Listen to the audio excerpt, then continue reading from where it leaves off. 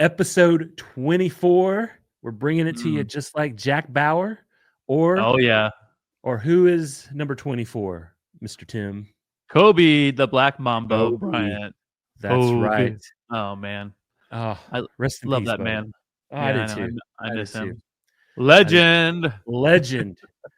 But yeah, Well, it's been a hot sec since we were like back in real time with each other. that's right. We had recorded 3 episodes back to back to back, like to Yeah, get us through.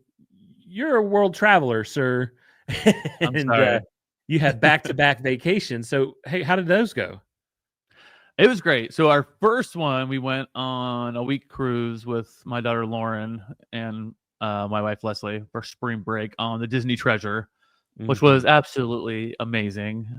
We had been on the Wish before, but the Treasure to me is way better. My favorite thing when I was on there though is the Haunted Mansion bar. Oh, That was so amazing. Bill, you would have loved it.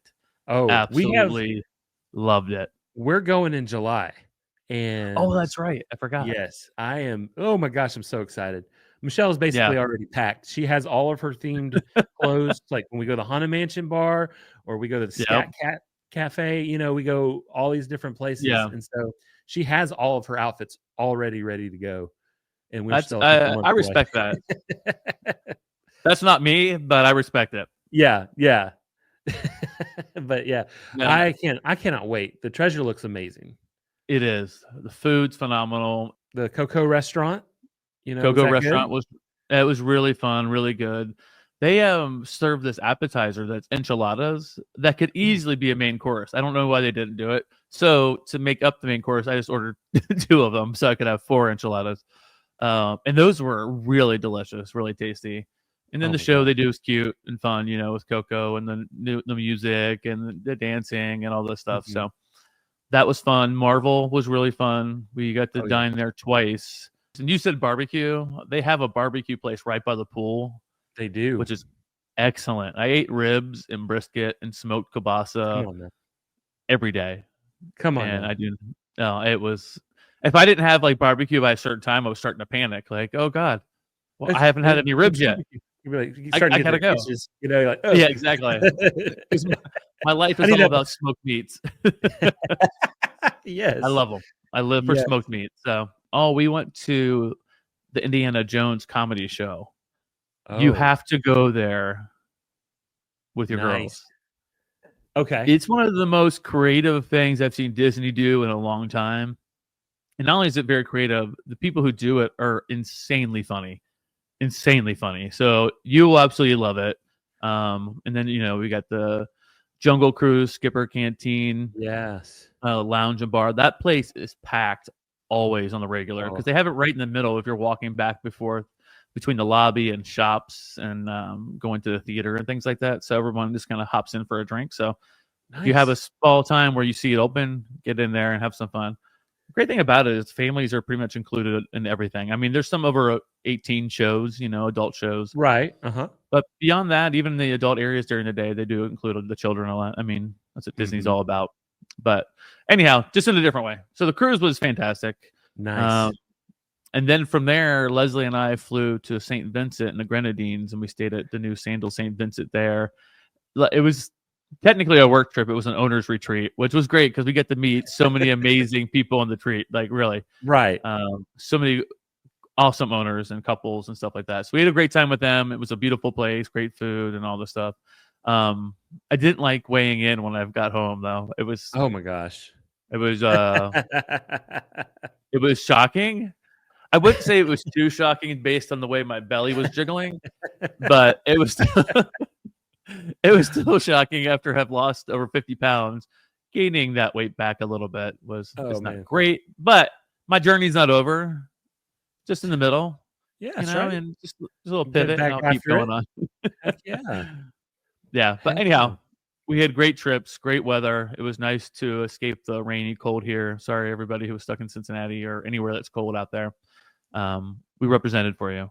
And I did wear my All the Everything podcast hat. So very nice.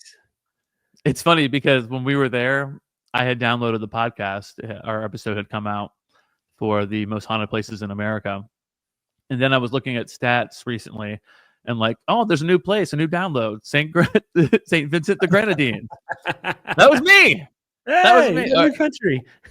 Unless there was other listeners there and they downloaded, but yeah, I'm probably going to take this one for the team. I think it was me. So now I've extended our reach. People, we'll do another podcast, catch up about all the new countries we have. That's what we got to do then, huh? We just got to go around and then we could pitch to different advertisers. Look, we have people all over the place listening all to this over podcast. I love it. Well, I'm leaving to go to Mexico this weekend, so we'll have some new listeners in Mexico too. That's right. I love it. I love it. Oh my gosh. Well, and the last thing that's happened since we were gone on Monday, I've talked about my car accident and concussion and all this stuff forever. My neck has just been ungodly pain. So I had like an epidural into my spine to release medicine up into the neck and stuff to help release some pain. It hasn't happened yet, but they said it could take 7 or 10 days for it to fully kick in. Wow. So just staying patient and hoping that this works. So we usually record on Mondays, and so there was a possibility that we were going to record this episode like right after your procedure, which we decided would probably not be the best idea. But I think it would be kind of funny. It would have been kind of funny because Leslie was like, he's kind of loopy coming out of it. And so I don't know what that could have been. It wouldn't have been good. So what have you been up to? What have you been up to since we last talked, man? We haven't talked in forever. A couple of days ago, we celebrated Miss Chloe Bell Parchman's 9th birthday. Woo! Go, happy Chloe. Birthday, baby girl. It's your birthday. We're going to party like it's your birthday. Yeah. And so she's getting so big. And she's literally the sweetest little girl on the face of the planet. Her little heart is just so kind. So we celebrated her 9th birthday. What did you guys do? Well, she had school. It was a school day. And then she had dance right afterwards. And so it was one of those busy nonstop days. She wanted a cookie cake from the Great American Cookie Cake Place or whatever it's called. Company, I think. Yep. I don't know. So we got her a giant little cookie cake. Those are the bomb, by the way. Can we just pause and say how good those things are? Those are so good. So good. She's going to have a little girl birthday party in a couple of weeks. Have some friends over. They're going to have like the theme is a sleigh spa day. And she has this whole thing planned out where they'll do all these different spa things. She's made up her own escape room. She's got it all planned out. That's so fun.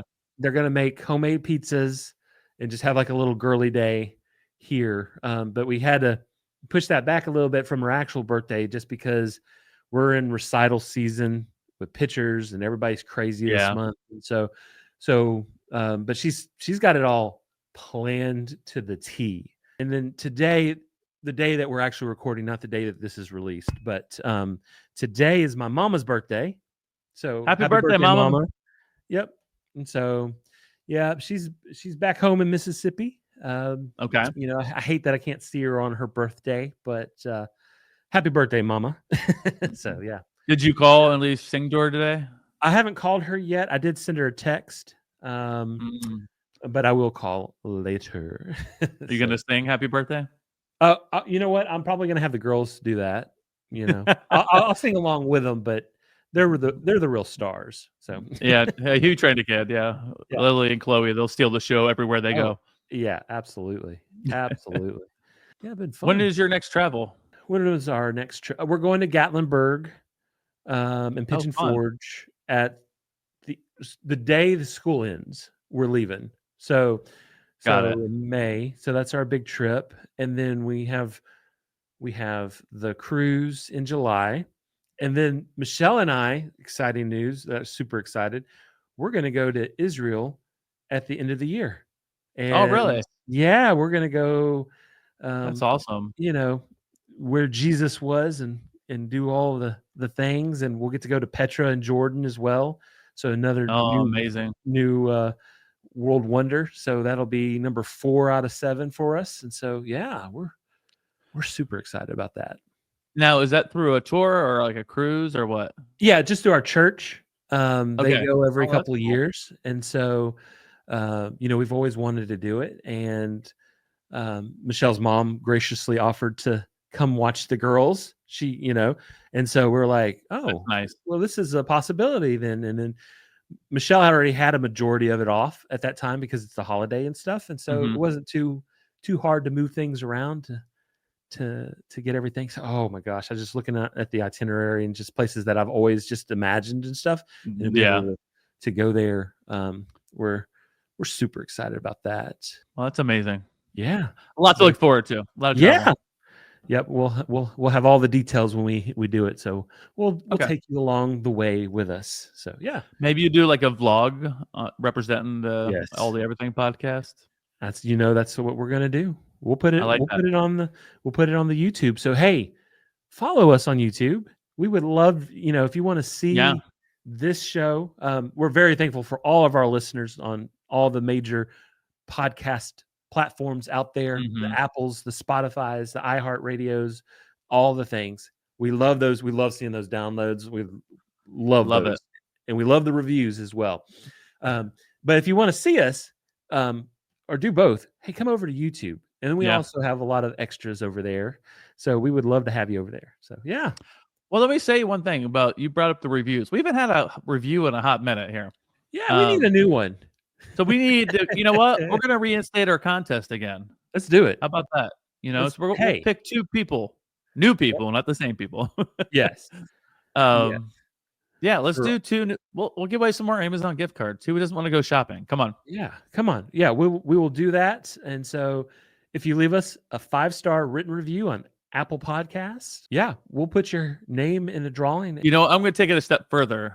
Billy has not approved this, but if you can get 3 to 5 friends to leave a review, we'll give you another gift card.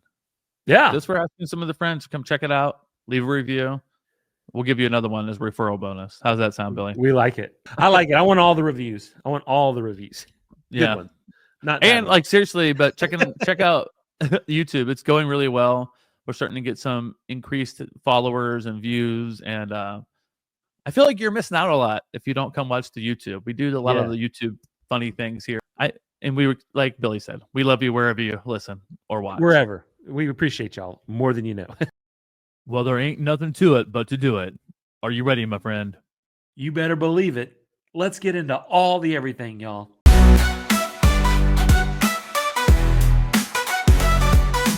All the everything, we've got it all.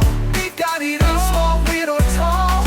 So grab your snacks, sit back, don't stress. Cause Tim and Billy talk about the randomness. Trepanation, Rome to UFOs. We'll take you where the weirdness goes. It's 2 guys talking way too loud about stuff that makes no sense, but we're kinda proud.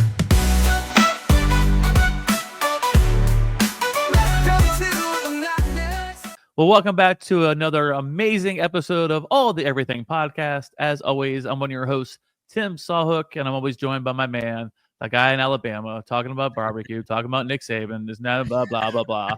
Billy Parchment, everybody. What's up, everybody? Hey. Tim, what's going on, my man? Well, we've got a great episode for you today, guys. We can't wait to get into it. So we got to let you know what we're talking about. Today's topic is called The History of Bump, bump, bump. It could be anything. You don't know what's coming at you. So, that's right. But I'm going to kick it off today. So today I'm going to be talking to you about the history of the dancing plague of 1518.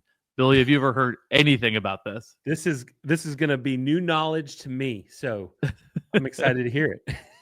All right. Well, here we go.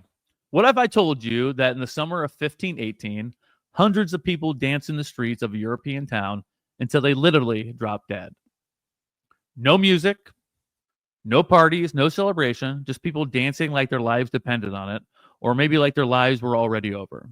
It's a historical event so bizarre, some thought it was a possession, like demonic possession. Others blamed poisoned bread, and to this day, no one knows for sure what actually happened. So the history of the dancing plague of 1518, it's weird, it's crazy, and we're going to get into it right now. So let me set up the story a little bit, okay? Give you a little time frame. This is in Strasbourg, Holy Roman Empire, in July of 1518. So you got to picture this, right? It's the early 1500s in Strasbourg, a bustling medieval town nestled on the Rhine River, part of the Holy Roman Empire. Life is tough. There's famine, disease. The Black Death isn't really that much history at this point. It's still in people's minds. Right. People are poor, overworked, and spiritually on edge. Okay. And then one day, a woman named Frau Trafia walks into the street and she just starts to dance, right? Out of nowhere. No one thinks much of it at first. They think maybe she's drunk. Maybe she's just having a moment, little girl time, getting out there dancing. But she keeps dancing and dancing and dancing for hours. And the next day, she's still dancing. No breaks, no rest, no music. Just this kind of trance-like movement. You ever seen people like get in like a trance and like dance around crazy? So this is what's happening. So within days, dozens more people joined in. By the end of the month, nearly 400 people were caught up in it. They danced nonstop until someone collapsed. Some suffered strokes. Some reportedly died from heart failure, dehydration, and just sheer exhaustion. Okay, so I mean, picture this. I mean, it sounds crazy. It sounds like a flash mob gone wrong, right? These days. But people were dancing in this trance-like thing to the point where they literally died, had strokes, heart attacks. Here's what they said. City officials were freaked out. And here's the kicker. Their first solution, more dancing. Yeah, they thought it was a natural phenomenon that needed to run its course. So they cleared out all their grain markets, turned them into dance halls, even brought in professional musicians. They're like, let's give them a beat while they die. They're like, let's drop a beat. Let's hype it up, y'all. Let's hype it up. They're dropping dead. Let's give them some music, right? So it's wild. This was actually documented in municipal orders, church records, and by several contemporary physicians and chroniclers. Yeah, I said that right. Including, now I don't know this name. I guess this is like a Greek name, Paracelsus, the Swiss philosopher who later tried to treat the similar cases. That's a mouthful. So the Swiss physician philosopher. Try that out, Billy. Nope, I'm good.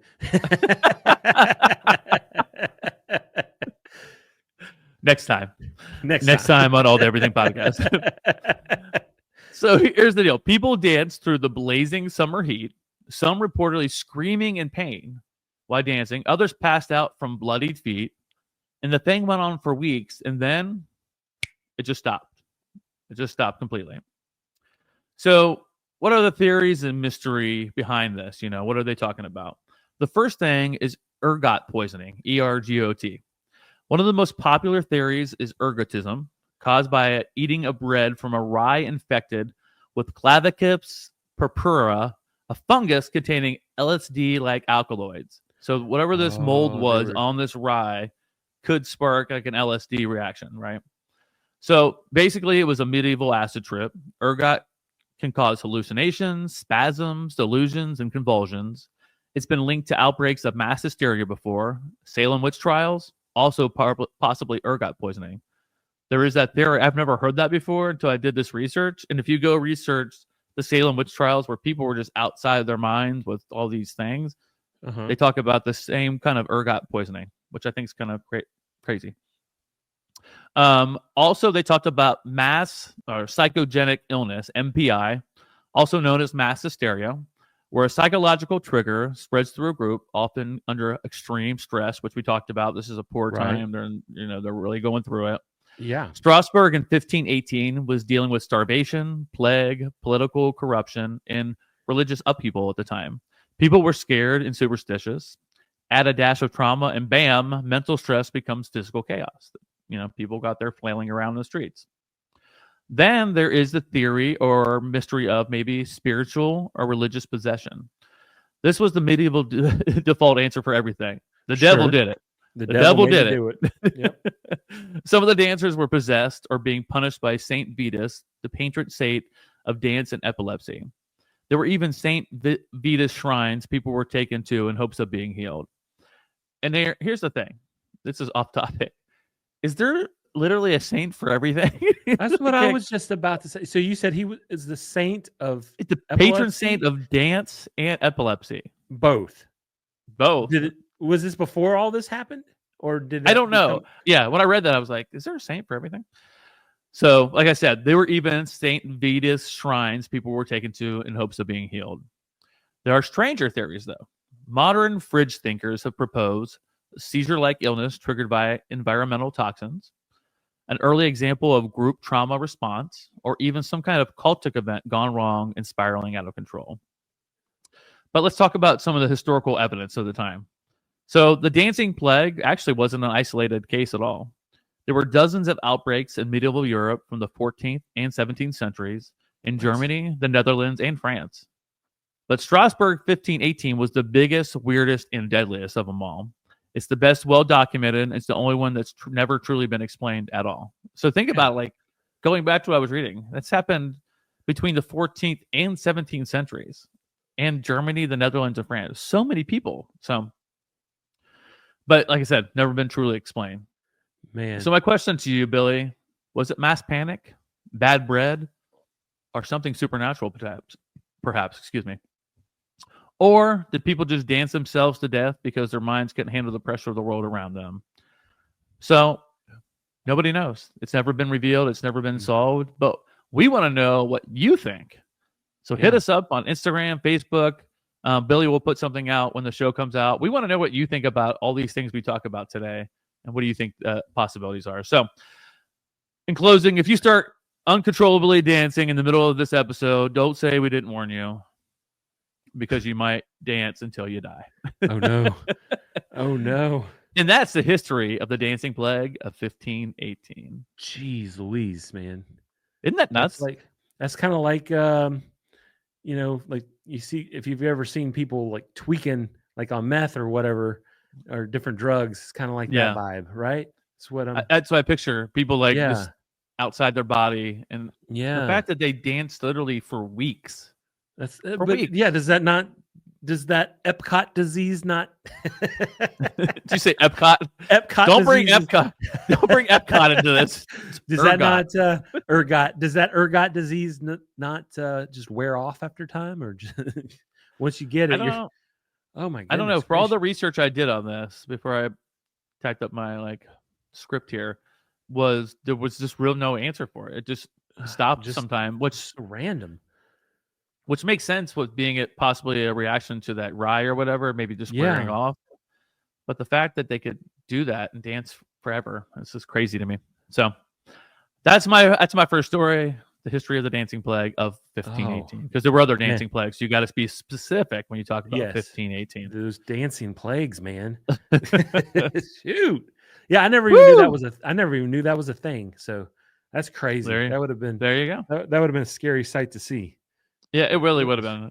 Yeah. I tried to visualize the stuff. I was going through the script and typing it up and stuff, and I was like, it's just nuts to picture. So anyhow. Right. Man. All right, Billy. What do you got for us? What's your first one? All right. Well, today we're going to be taking a trip down a strange little road that leads us from car tires to caviar. Oh. Right. Yeah. I almost did this. Did you really? I thought this was super interesting. Okay, cool. Go ahead. Sorry, go ahead. Yeah. Okay. So, if you know my history, I used to be a chef.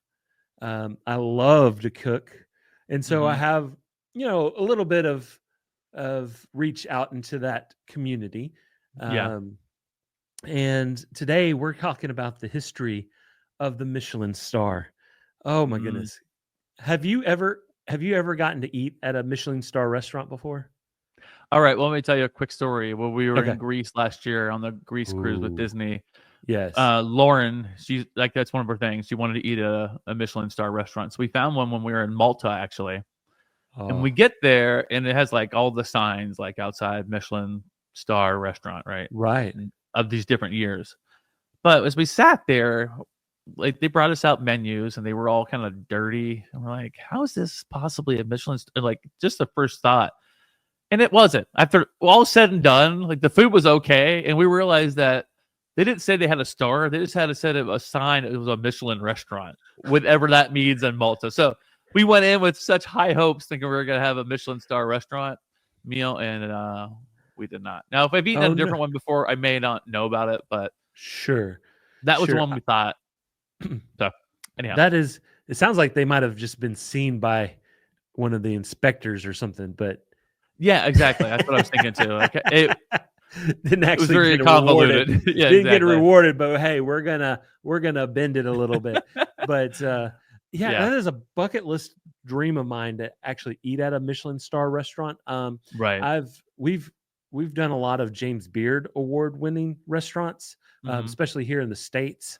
But I've never actually been to a Michelin star. But let's talk about what is a Michelin star restaurant and where this all came from, because this is a story about how a tire company accidentally created the most prestigious and possibly the most stressful rating system in the entire world of fine dining. Okay. Okay. So, yeah, here is the history of the Michelin star. So, let's start with a question, right? Okay. Why is a tire company deciding which restaurants are elite? It's a really good question. Well, the answer takes us back to 1900 Yep. in France. So Oh, the okay. Michelin brothers, yeah. So we're going all the way back to 1900. Okay. And the Michelin brothers, they had a problem. You know, they made car tires. That was their business. But here's the thing: in 1900, there was less than 3,000 cars on the roads, like Mhm. total in all of France. So you're making a replacement item for these cars, but there's not a whole lot of cars to make tires for. And Right. so they they needed a system to get people out there. They wanted to sell more tires, so they wanted people to drive more. That was their goal. And so they came up with this little gimmick called the Michelin Guide. Mhm. And originally, it was free. It listed helpful things for drivers. You know, where to get gas, how to change a tire, where to get Right. repairs, and the key part of this was where to stop for food and lodging. Mhm. And so, you know, they put out this guide, and people really, really, really liked the food part of the guide, and so it kind of just took off. So fast forward to the 1920s, the guide had grown. Okay.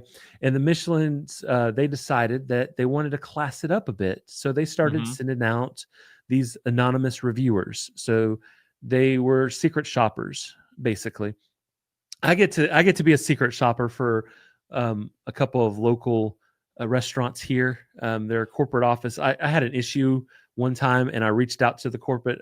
I wasn't being a Mhm. Karen or whatever the Mel Karen version was, but Jim. I had it. Yeah, Jim. Yeah, Jim. Right, Jim. Jim's back. So you know, I reached out to them about a issue. I don't even remember what the issue was, and Yeah. they handled it wonderfully and everything. I do remember that. But then they reached out to me and said, "Hey, we would love for you to go to eat at our restaurants. You just go in, you order, you pay for everything, and then just we reimburse your receipt afterwards, and then you fill out a survey. These are the key Mhm. things you look for." Um, and so every once in a while, I'll get an email, but hey, do you want to go to this? Because we have a couple of their restaurants here in town. Like, sure do. This is basically like a free meal, you know, for the Heck family. yeah. So I'll take it, and you know, I'll let them know, yeah, you need to work on this. Our server was awesome here, or the food was cold. You know, just this is the Right. things that they can improve. So it's really important. So that's basically what the Michelin's did. They started sending out these secret inspectors all across France. So in 1926, they began awarding single star restaurants that they considered to be fine dining. So the Right. more fancier places, they would give them a star. So they would put that in their guide. Well, by 1931, they expanded the system. So they had 1 star, 2 star, and 3 stars, which they still use today. And basically, here's what these stars mean. Okay. Your 1 star Michelin star restaurants basically means it's a very good restaurant in its category. Okay. Um, so 2 star, if you get 2 stars, you get classified as having excellent cooking, and you're worth the detour. So it's worth going a little bit out of your way for this Right. particular restaurant. And now 3 stars, if you get 3 Michelin stars, that means it is exceptional cuisine It's worth a special journey to go. I mean, it is worth going way out of the way. It's worth a whole trip to basically go to the 3-star Michelin star restaurant. And so, yeah, that was the magical phrase, and it was a great marketing technique. It's worth a journey. It's worth going, putting that rubber on the road to wear your tires out. You know what I mean? To go out, drive more, and go see places. And so they got people out the door, in which return they sold more tires. So it just wasn't about the food. It was they had to be good enough that you would go out of your way for it. And so they were really particular on how they rated these, because if you get like a stellar review of a place and you go there and they let you down, they have credibility that they need to keep up there, right? And so here's where it gets really fancy. Over the years, a Michelin star became the gold standard in the culinary achievement. So that was like what you strive to have as a chef who owned a restaurant. Basically, chefs lived and died by this. Some built their entire careers chasing that first star, or defending their third one, because you can lose stars. So if you do start, because like I said, they're protecting their brand. For sure. Their stuff, and so you can actually lose stars, and that basically what happened. In Ratatouille? Yeah, it was basically he lost a star, and then he was so heartbroken that he died, and then when you die, you lose another star, and so that was the main chef from Ratatouille, not the rat, not Remy. Not Remy. Not Remy. Remy's okay, y'all. Remy is still okay. But who was the main guy? Is it Gustavo or something like that? Gustavo. Is that right? Is that the name of the yes, Gustavo's, because if you go to Epcot or Paris, Gustavo's, you kind of go through the queue and everything, and then you're in the restaurant. But that's basically, he lost a star and became so heartbroken that he lost it, that he died. But here's the thing. That's happened in real life as well, like because of the stress and the pressure. And sure. In the restaurant business, if for those listeners out there that work there or have worked there before, it's a different world. It can be very high pressured. I mean, you're dealing with people's food, and money as well, and so people get a little defensive as well if it's not up to par. Yeah, they have the expectation. They know the name Michelin star. Yeah. Exactly.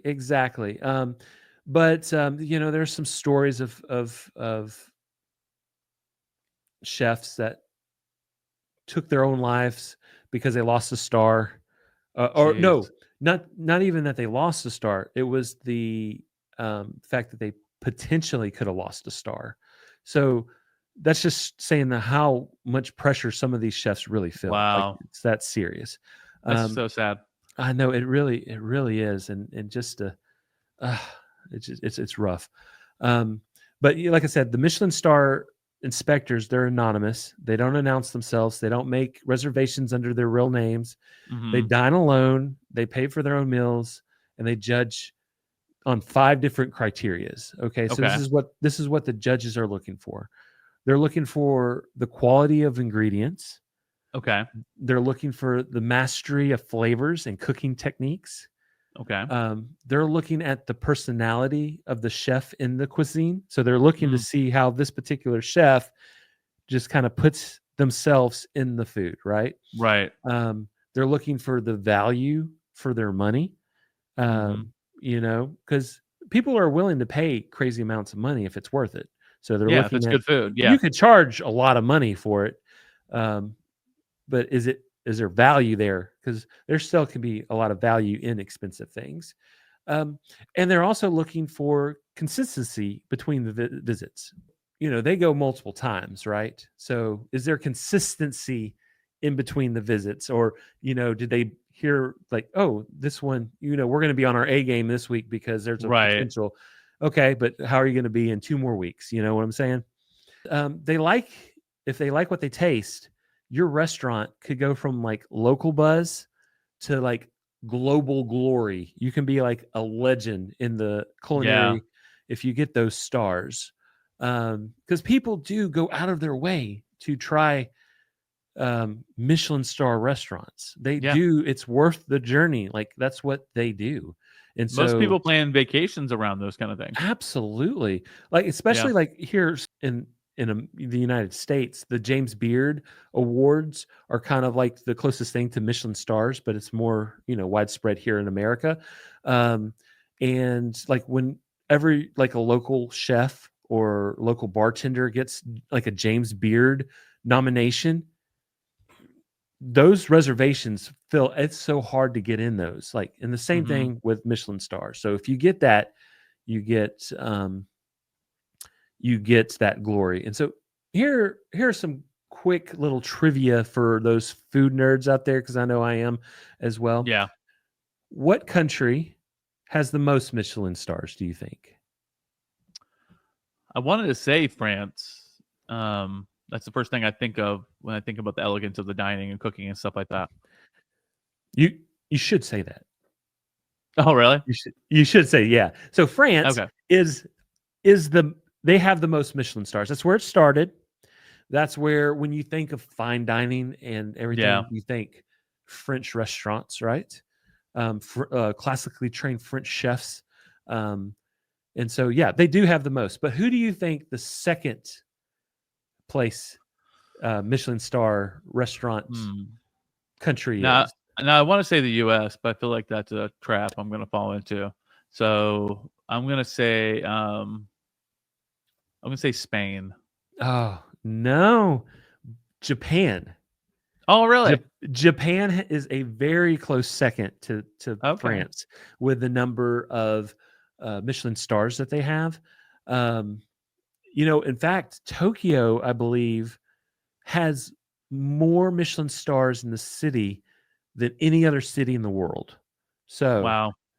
Tokyo is and I've been to Tokyo, and the food there is absolutely amazing. So it is worth the trip to go to Tokyo, y'all. That's cool. And if you want to go to Tokyo, just reach out. Hey, we can get you there. Isn't that right, Tim? That's right. Just email Billy, Billy, at traveletp.com. There you go. Right with you. He'll be your man. We'll get you there. The youngest chef ever to earn a Michelin star was only 22 years old.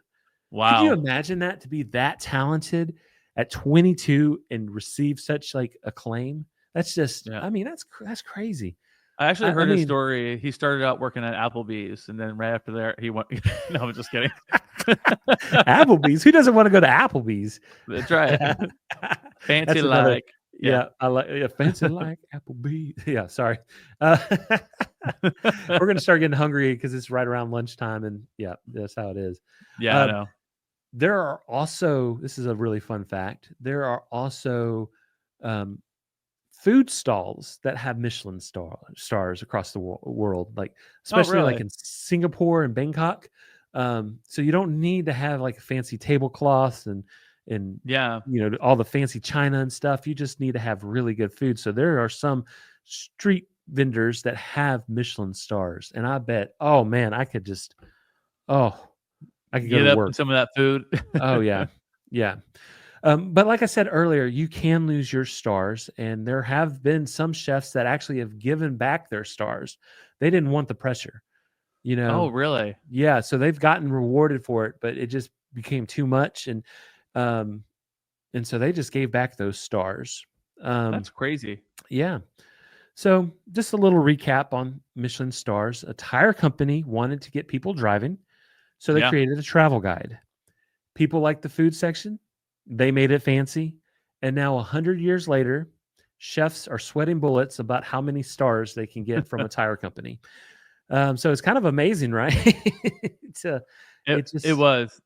It just goes to show you how certain things just take off if you have the right marketing, right? Exactly. Yeah. Exactly the same thing I was going to say. When I first heard that story forever ago, I was like, genius. Make them drive way up the beaten path. Because you were saying at that point, people weren't driving a lot. No. Even if you had a car, people weren't driving it hundreds and hundreds of miles all the time.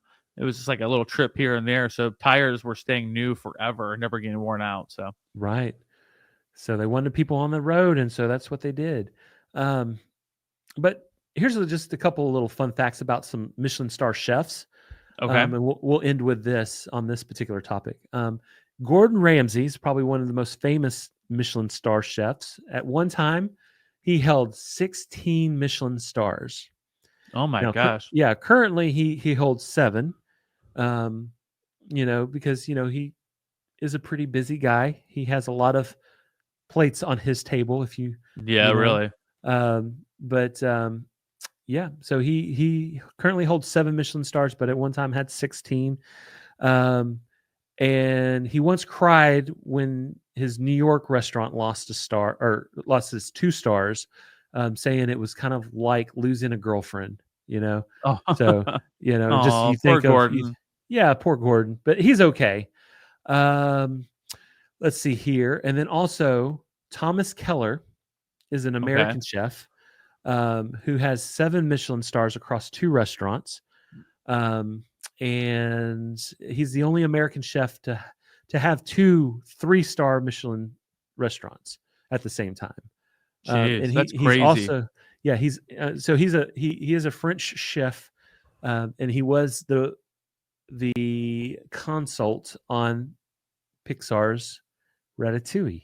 So he helped really cool. bring all that food to life on the big screen there. So, but Tom Keller. So that's just some fun little facts about a couple of the chefs out there. But I really would love to go to a Michelin star restaurant. Same. Yeah. I'd be happy with McDonald's right now. I'm so hungry. But and they don't have any Michelin stars. Nope. No, they don't. But maybe they should. I don't know. But I like that. Thanks for doing it. It's funny. I almost picked that one because I've always been fascinated by that story because I've heard it a long time ago. But like my background, and I love cooking and everything. I was like, oh, this would be super interesting. So totally your jam. Yeah. So what we got next, man? Next up, we're talking about the history of trepanation, something you probably never heard of in your entire life, or have you? Are you a big trepanation fan that I don't know about? Okay. I have no idea what you're talking about. So, yep. All right. That's what this podcast is all about for me. It's all about random stuff that nobody knows. We're going to learn some more. That's right. All right. So imagine this. You're lying on a slab of stone, no anesthesia, no antiseptic, just a sharp tool, and someone carving a hole into your skull. Oh my gosh. Uh-huh. And get this. It's not to kill you, but to heal you, or maybe to release demons or improve your connection to the cosmos. Now, it sounds like something out of a horror movie, but it's actually real. It's one of the oldest known surgical procedures in human history. So this is the history of trepanation, the act of drilling, scraping, or cutting into the human skull. Buckle up, because this one's about to get surgical. Dun, dun, dun. Yeah, I know. It's as gross as it sounds. Let's talk about it. What is trepanation? So trepanation is from the Greek word trepanon, meaning to bore, B-O-R-E. Is the process of creating a hole in the skull by removing part of the cranial bone, not a scratch, not a dent, an actual deliberate hole in your head. So we're not talking about brain surgery like we know it today. We're talking about ancient humans with flint tools, obsidian knives, and bone saws performing open skull operations thousands and thousands of years ago. And guess what? People actually survived it. So here's the history. Here's the origin, all right? So picture this. It's 7,000 BCE and the Neolithic origins. The earliest known evidence of trepanation dates back to 7,000 BCE, what I just said, in what is now known as modern-day France, Ukraine, and Peru. Archaeologists have found skulls with circular or square holes, and the bone around the edges actually shows clear signs of healing, which means that there weren't executions, they weren't accidents, they were a medical or a spiritual procedure, and people lived long after the procedure took place, which kind of blows my mind when I think about that. Did you get that? Blows my mind? Huh? Oh, man. Hole in the head? All right.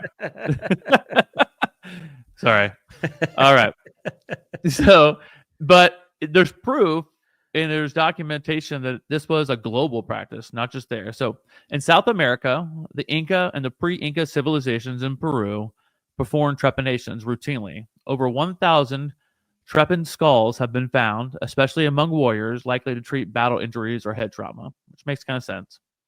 In Africa, the Kisi tribe of the Kenya practiced trepanation into the 20th century, often using it as a way to relieve headaches, swelling, or evil spirits trapped in the skull. Right. Papua New Guinea, shamans used trepanation for ritual purposes. They believed it allowed evil forces to escape the body, right? Again, the whole thing about the devil made me do it, or the devil did it. It's always going back to that. Europe, Greek physicians like Hippocrates wrote about trepanation in 400 BCE, used it to treat epilepsy, head trauma, and now what they call melancholy of the brain, which meant just trying to solve someone being melancholy. Like sad. Oh my goodness, Tim. Brain injury. Melancholy, yes, I know the word. Melancholy. There we go. All right. So this wasn't a one-time thing, actually. Trepanation happened on every continent except Antarctica and across thousands of years. It may be the most widespread and disturbing medical tradition ever practiced, is what they say. Now, here, what are the reasons why? Why were they drilling? So you may say, why the hell would someone do this? Why would they want someone to drill into their skull? Right. Well, I'm glad you asked, Billy. There are four main reasons. Okay. One, like I brought you into the story and just took you right back out. Okay. Yep. I'm glad you asked. Four main reasons. Medical, head trauma from a warfare or injury. Okay. Trepanation was used to relieve pressure, drain fluids, or remove bone fragments. Some skulls or even show multiple holes from separate procedures over years. The second one, spiritual. Ancient people believed in evil spirits and demonic possession, drilling a hole that the spirits escape the skull, which I've talked about before. Third one is mental illness.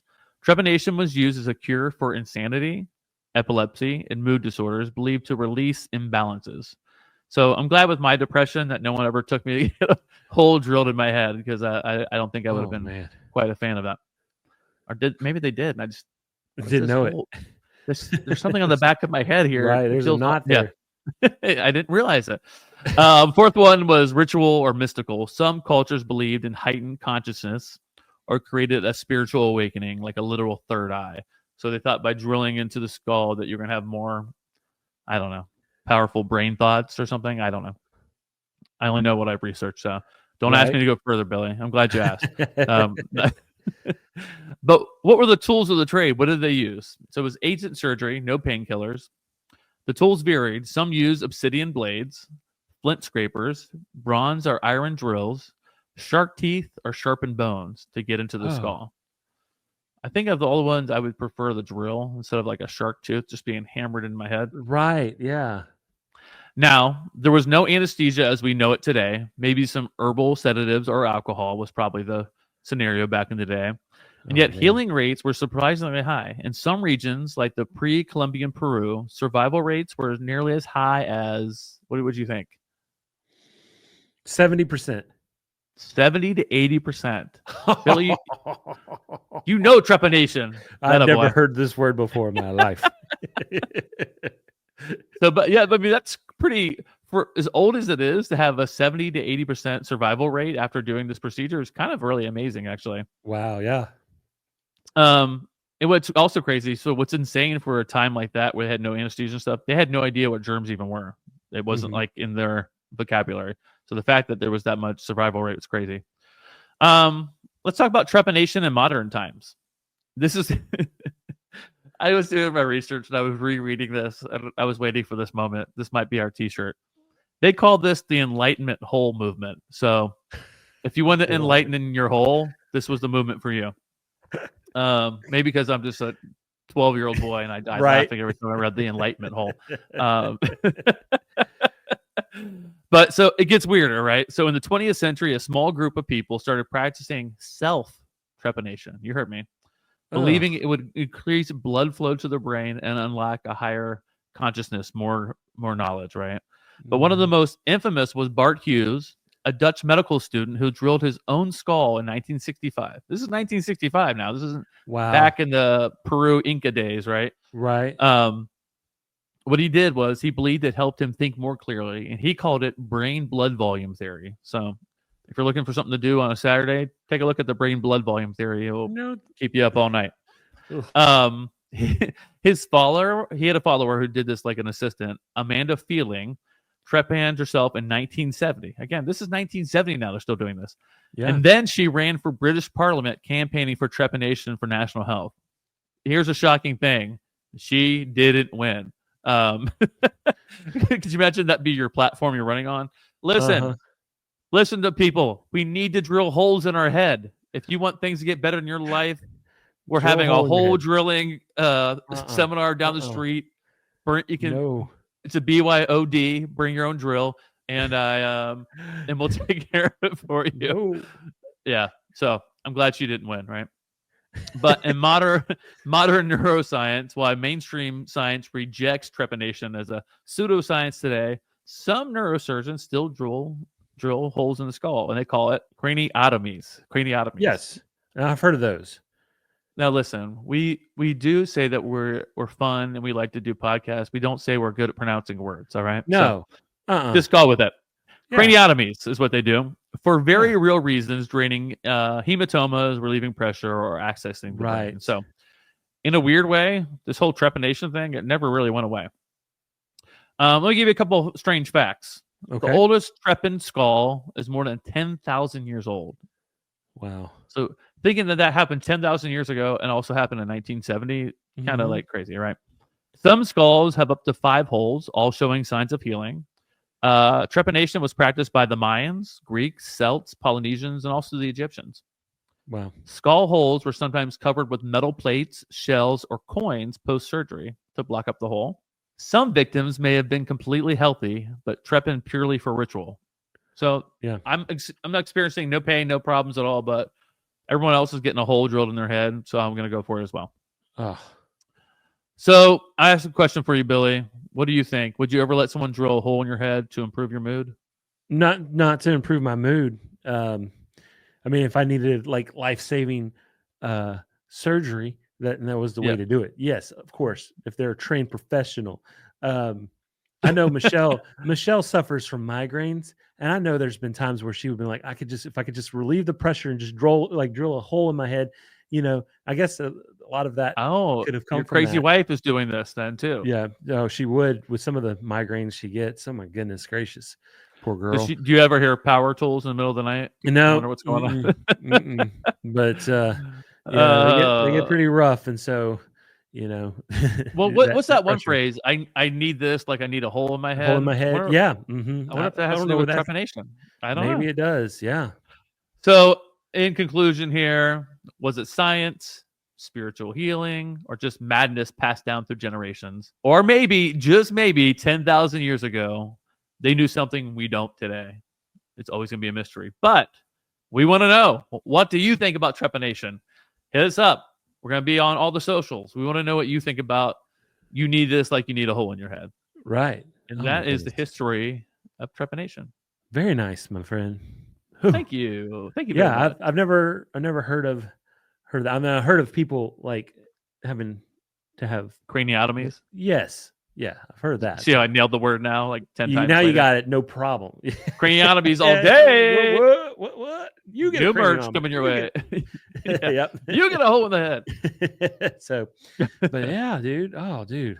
Thanks for teaching us something new today. I'm happy to be a teacher and right. Share new life with you, even if it's about a hole in your head.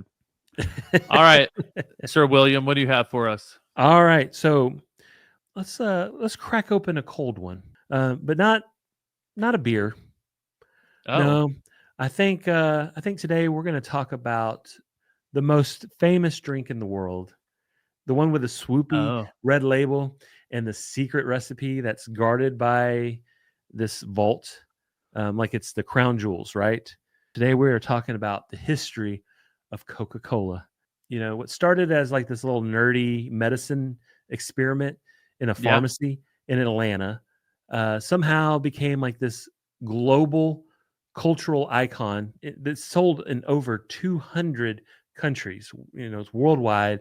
So with an estimated 1.9 billion servings a day.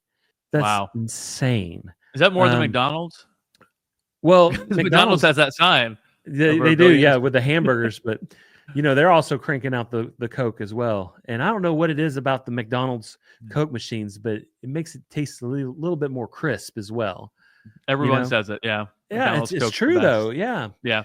But how did they get there, right?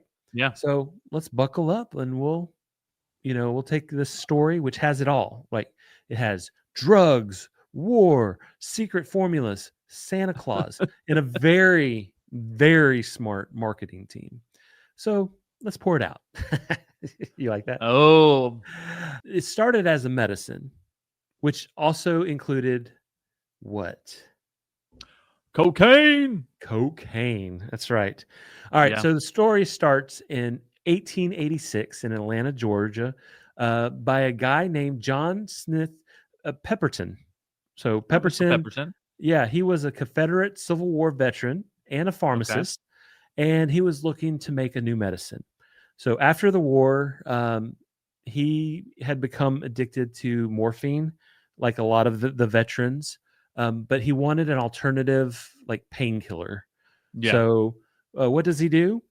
He whips up this syrup from coca leaves and cola nuts. Yep. So coca means cocaine, and cola means caffeine. And so this stuff was straight up like pharmacy rocket fuel, right? And he called it Pepperton's French Wine Cola. And it basically rolls right up the tongue. Yeah, right. Roll up the tongue. Yeah. Very snazzy, right? So it was basically a tonic that promised to cure everything from headaches to fatigue to even erectile dysfunction. So yeah, with as much stuff as in like rocket fuel, that'll get you going, right? Michelle, crack me a cola. I'm coming up. Coming up. So then in 1886, when Atlanta passed a ban on alcohol, Pepperton had to take the wine out of it, his French wine cola. And so this left what became the first version of Coca-Cola. So he took it to a local pharmacy, mixed carbonated water, and sold it for 5 cents a glass. And boom, a legend was born. So so he took the alcohol out of it, but it's still got it's got the tonic water, it's got the cocaine, it's got, but back then cocaine was cocaine, but it wasn't like illegal. It was used more regularly as if you. Well, it sounds like it if it was in everybody's everyday drink, I'm sure. Yeah. So here enters the businessman, Asa Candler. So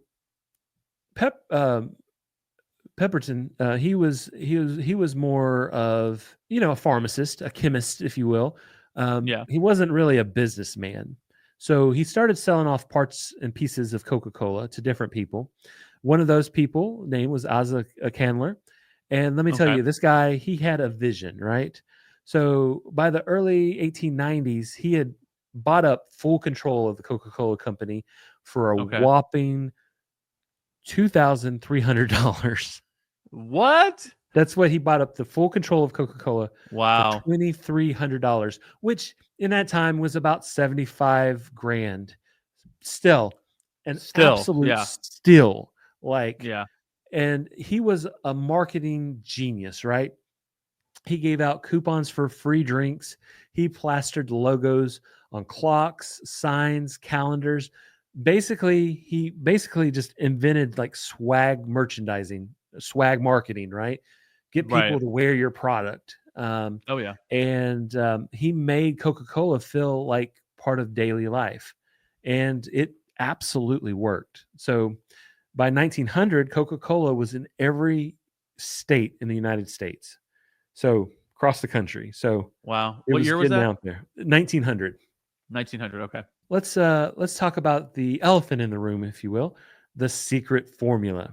Now, Coca-Cola's recipe is known as Merchandise 7X. That's its special name, right? Oh, Ooh, okay. very, very, Secretive. yes. So it is legendary for being locked in a vault, which you can see this vault because it's in the Coca-Cola bottling factory in Atlanta. It's a museum. So it is this huge, huge vault that it is locked inside, and supposedly only 2 people at a time can know the recipe, and they are Okay. not and they're not allowed to fly on the same plane as each other, Okay. because if the plane goes down, then both they're gone, right? Yeah. And so they're not allowed. Same way the royals aren't allowed to all fly on the same plane. They have to take separate planes when they fly. Okay. That's a true story. Yeah. But here's what we do know.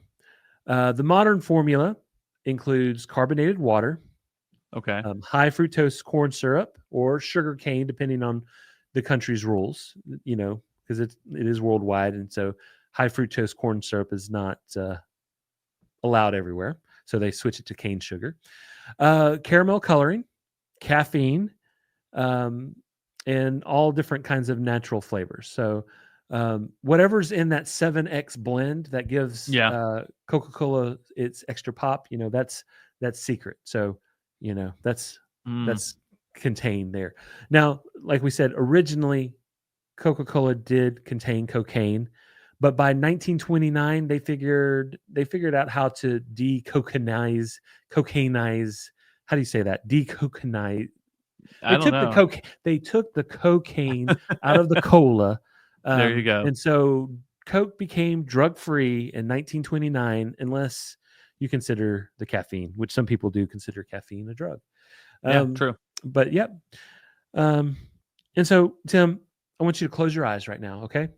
Okay. They're closed. Okay. Now, I want you to picture Santa Claus inside your mind, right? Okay. Describe what you see.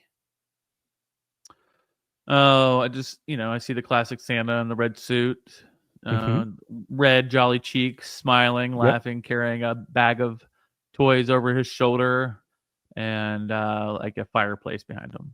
There you go. You know what's crazy? That version What? that you picture, you can open your eyes. Okay. You're like, Tim, wake Tim, up. You can wake up, buddy. That version that you just explained of Santa, the big belly, the red suit, the rosy cheeks, the big white beard. Coca-Cola invented that. What? That yes.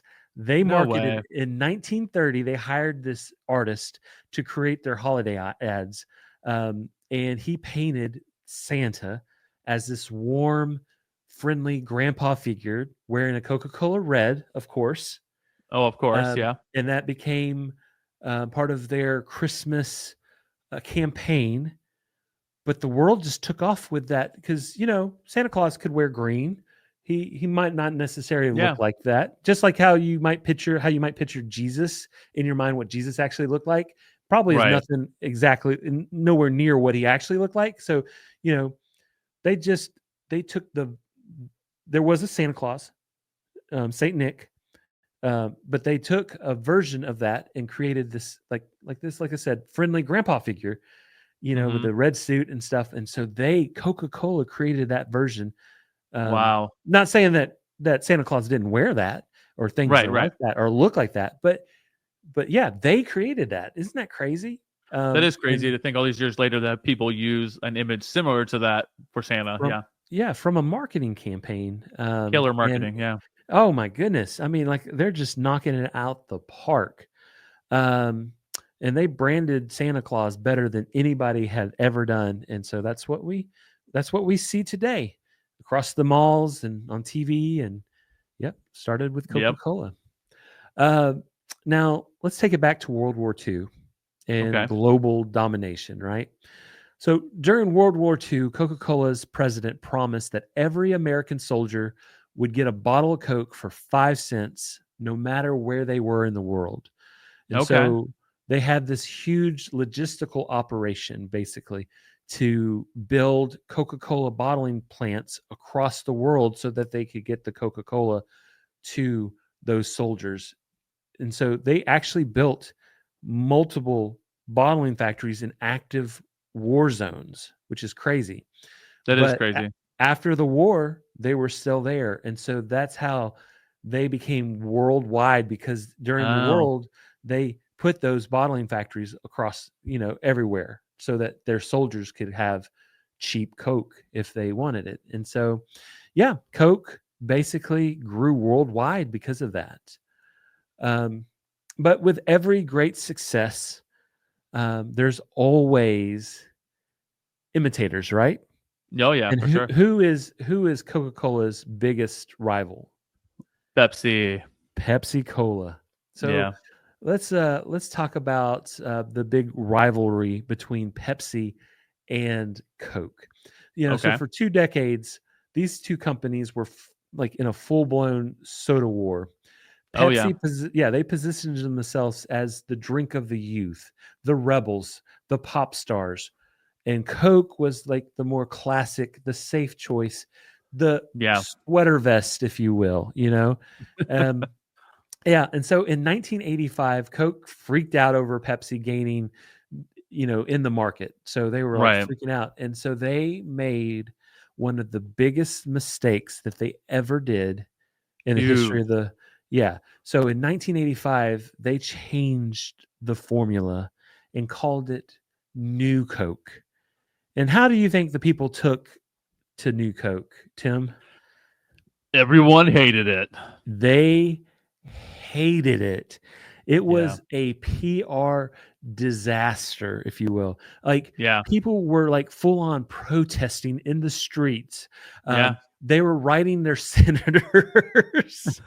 It was like, what the actual heck is going on here?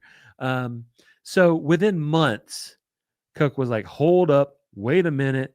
And so just kidding. They're like, just kidding. And they brought back the Coca-Cola Classic. And they booted New Coke off the shelves, which became one of the biggest flops in history. But what's so crazy about that was when they took away something that everybody loved, when they brought it back, people went crazy and they just were buying it up like, oh, they didn't have it for a few months. And so sales just skyrocketed because they brought back the classic. And today, Coca-Cola is one of, if not the most recognized brand in the entire world. Its logo, very collectible. Yeah, its logo is more globally recognized than the cross. Just let that sink in. Like worldwide, jeez, that's sad. It is sad. One of my mentors, he's gone to be with the Lord now, was an amazing man. His name was Jonathan Bean, and he told me this one story that his whole life before he passed was to spread the gospel worldwide. Right? He was telling this story about how these missionaries went, and they went into the jungle, like traveled deep, like where like believers had never been before, to get to these remote people, to tell them about Jesus, right? And how difficult to get to them was. It was just insane. And they get there to tell these people who's never heard about Jesus. But it was crazy when they got there and found these people. These people knew what Coca-Cola was. So Coca-Cola is doing a better job of marketing itself than believers. They knew what Coke was, but they had no idea who Jesus was. And that's just crazy to think. Yeah. And it's true. Like, they've gotten their brand out there. And so that should be an inspiration for the church to get out there and do a better job than Coke. Go out there and work with Coke. Yeah. You go tag along if you need to get out there. They'll get you there. Buy a Coke and you get a Bible. Yeah, that's right.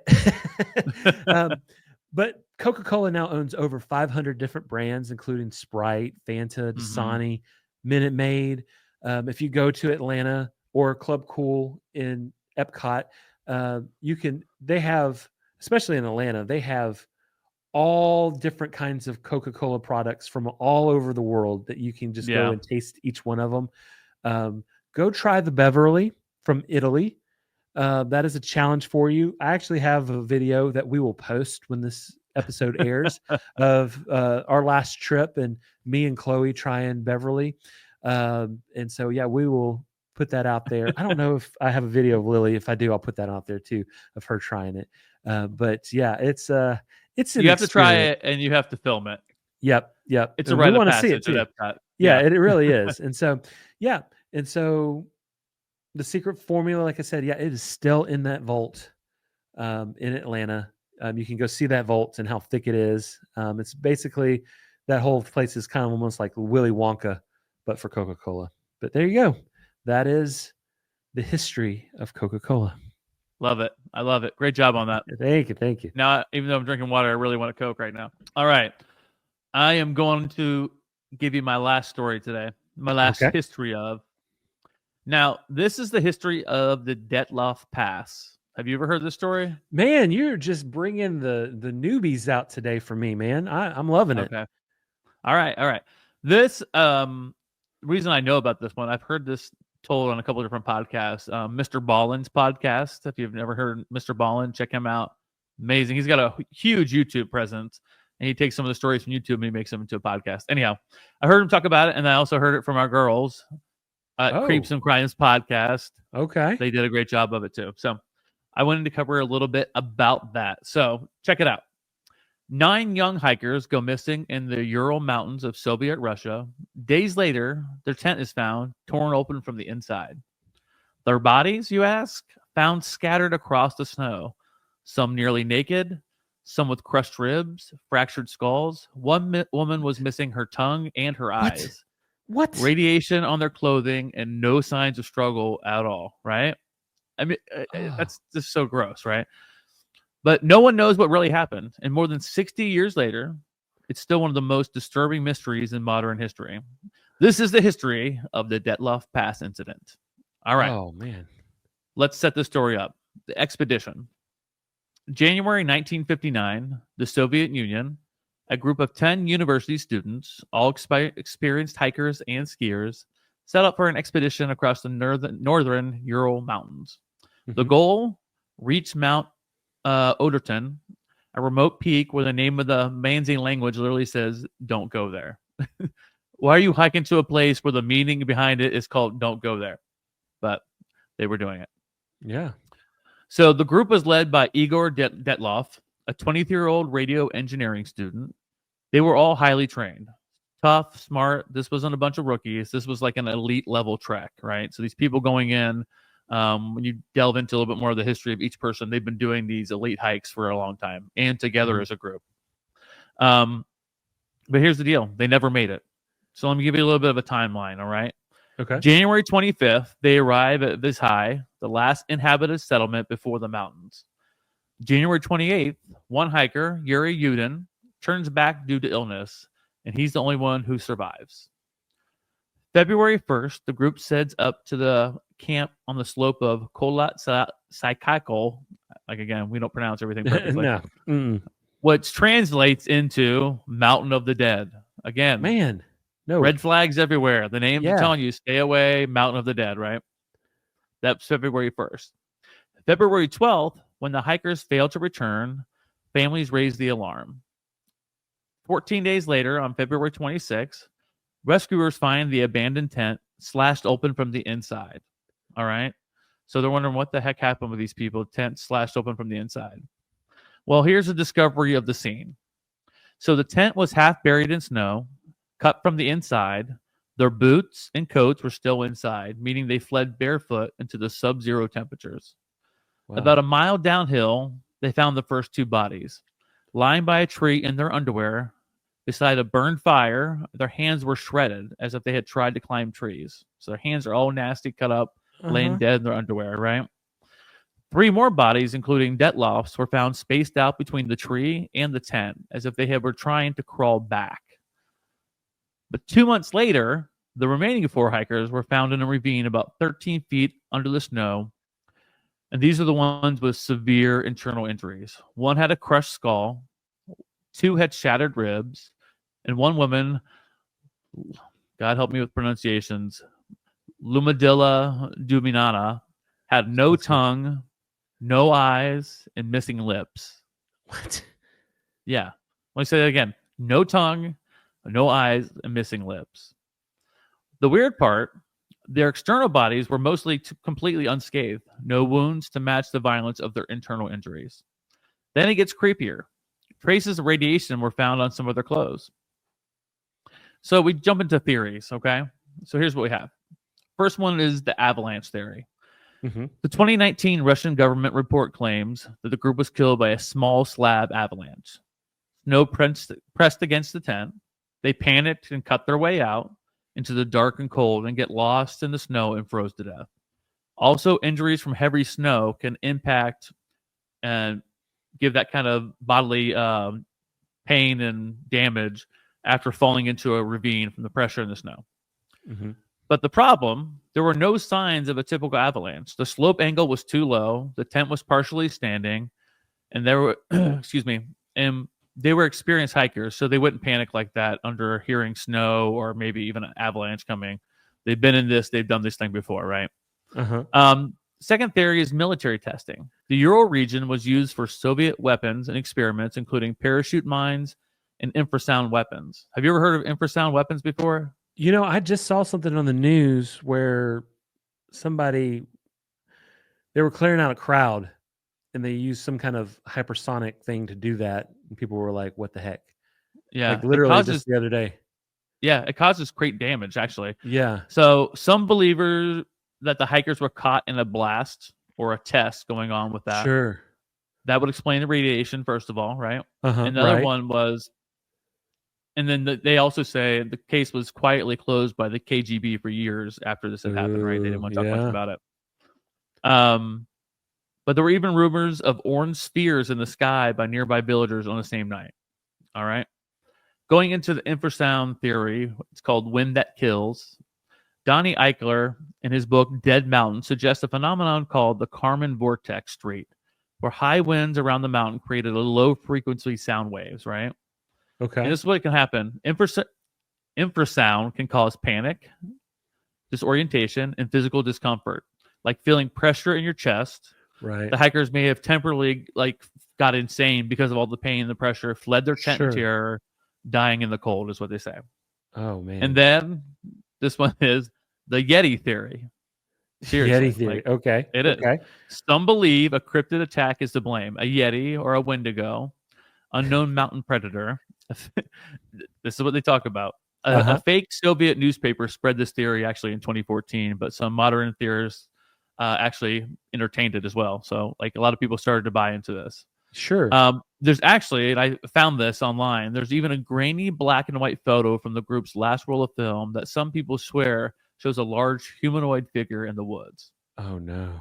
That's creepy as heck. You should see the picture for that.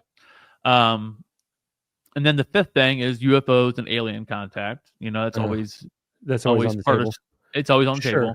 Radiation, mutilated bodies, lights in the sky, government cover-ups, all points to aliens, right? But strange facts. Here we go. The tent was pitched on an exposed slope, not the forested area 1 mile away where they usually would have camped. So when you go into deeper research about the story, that's what everyone was baffled for. Like, why did this person they're all elite, they're all experienced, and they know this territory. They've been there before. Why they stopped and didn't get to the forest area where they have been there plenty of times. It was a safer spot to be, but for some reason they stopped a mile away from it. That's one of the mysteries. Also, the hikers were found with no defensive wounds, no sign of struggle, which I talked about a moment ago. This is kind of weird. One had a pen and a notepad in their hand, but wrote nothing. So as they're dying, they're holding onto this pen and notepad. Oh, no. And they actually didn't write anything down. One body actually had blood in the stomach, consistent with someone biting their own tongue off, which is, which is gross and sounds incredibly painful. But Yuri Yudin, the only hiker who turned back early, he actually spent the rest of his life researching for answers because he had survivor guilt. He couldn't figure out what happened to these people. They had been there before, their experience. how could all this pain and dismemberment and all these things happen? It kind of consumed him for the rest of his life. So what really happened on that night on the Mountain of the Dead? First of all, they were on the Mountain of the Dead, so that's first problem. It's probably number one. Was it? Yeah, it's a good sign. Was it a freak weather event, secret military experiment, or something not out of this world? Aliens. So we want to know what you think. Again, we leave these theories up to you. What do you think actually happened? And if you ever, Billy, this is just directed towards you. If you ever go hiking in the Russian wilderness, maybe leave the tent zip shut that night. Don't go out in the darkness, or maybe just don't go to the Mountain of the Dead. Yeah, maybe. Oh my gosh. So that is just a little segment, little history of the Detloff Pass and the mystery behind it. Man, dude, Yetis. Hey, guess what? Yetis. On Good Pods, there's so many different podcast places you can go listen, but on Good Pods, guess who the number one Bigfoot rated podcast is? Who is it? That would be All the Everything Podcast. That's right. The number one for Bigfoot podcast. I think this is actually the first time we actually talked about Bigfoot on the podcast, but we do talk about urban legends. Well, it's crazy because with the podcasts that usually have niches, we are a podcast of all the niches, and so give us your niche. We'll talk about it. Our niche is that we talk about all the niches, right? Because we talk about all the everything, and so we're classified under, there are different things. So we are number one, sir. Bigfoot. Woo! Comics. We're number one in travel and in Disney. So that's that.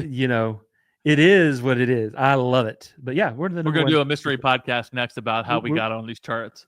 The mystery of how we ended up on the charts. How we're there. But yeah, number one on Good Pods. So go check us out on Good Pods. Hey, keep us there. Keep us in the top rank, especially for Bigfoot. It means a lot to us. I love it. But that's crazy, man. Yeah, with all the different things, the testing, it could definitely have been that. It could have been I don't even know. The Yeti. I want to see that picture you were talking about. That's crazy. Yeah, I'll get that to you. Oh, dude. All right, Billy. What are you going to wrap us up with?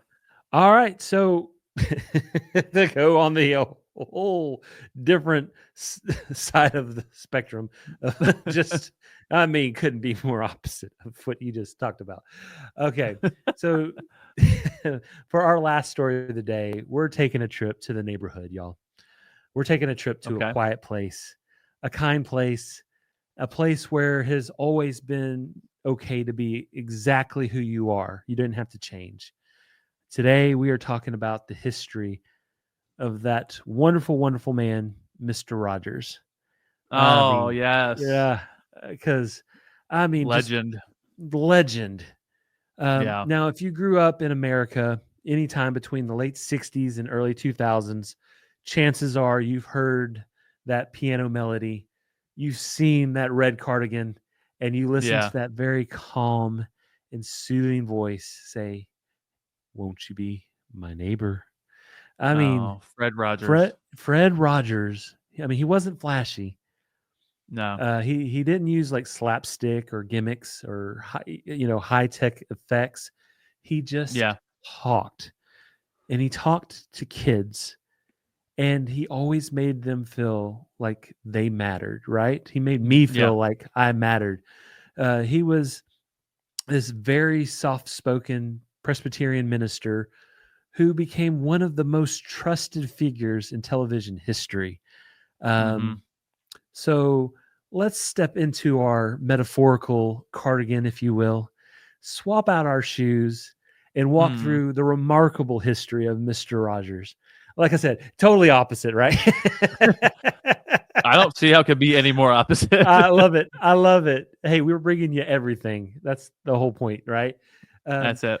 Let's talk about the early years. So Fred Rogers was born on March 20th, 1928 in Pennsylvania, in this small little still town about 40 miles away from Pittsburgh.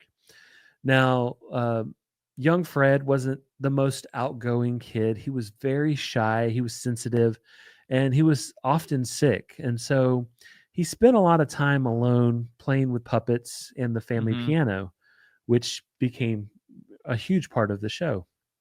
Um, he once said he wasn't very good at sports and other kids made fun of him, so he took comfort in music and imagination. And that combo, um, emotional sensitivity plus creativity, would later become the heart of Mr. Rogers' Neighborhood. Absolutely. So, how does a quiet church going kid become like this media legend? Mhm. Well, after college, Fred was planning to go into the ministry, but then he saw television for the first time. It was in the early Mm. 50s, and he absolutely hated it. He thought it was loud, chaotic, and just shallow. Oh, Um, wow. but but instead of like turning away from it, he thought, what if this could be something more, something gentle, something meaningful, Mhm. or even sacred?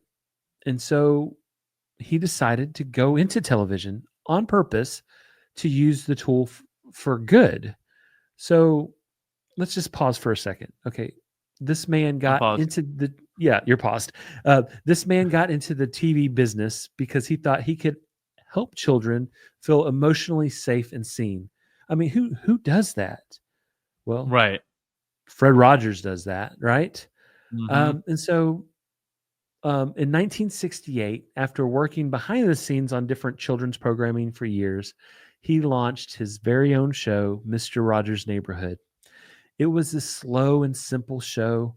There were no Mhm. cartoon explosions, no like flashy sets, no silly voices, just Fred talking directly into the camera, changing his shoes, feeding his fish. He was visiting this little world of puppets in the neighborhood of make believe. And it absolutely worked.